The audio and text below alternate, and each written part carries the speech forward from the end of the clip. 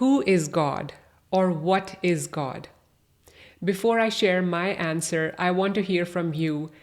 What do you think God is, or who do you think God is? Or, in other words, where do you see God? Where do you experience God? For me, I feel that I definitely see God in nature when I look at the sunrise, the sunset, the trees, animals, the sky, the clouds. I feel a sense of awe, and I feel a sense of a connection to God. I also believe that God is energy. God is the life force. It is basically everything and everyone. I believe that God is in all the living beings, all the non-living beings, and God is energy as well as God is matter. So everything that exists, that is God. And so it's like the manifest and the non-manifest both, because it's energy and matter both. And also, after I started listening to Michael Singer a couple of years ago, my definition of God has expanded a bit to include life and reality. So everything that is happening is God. Whatever is happening, whatever the moment in front of me is, whatever is the reality, whatever life is doing, that is God. Which is why over the last couple of years, my spiritual work, my inner work has been about not resisting reality, not resisting life, because reality is God. So I want to honor reality.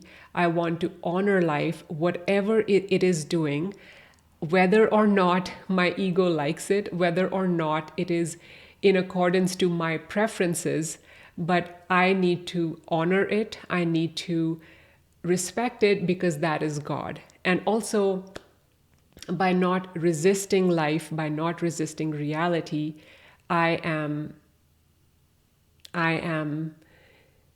closer to unconditional joy, which is my mission in life right now, to get out of my own way, because I know that I am the one, or rather my ego is the one that is creating all my misery.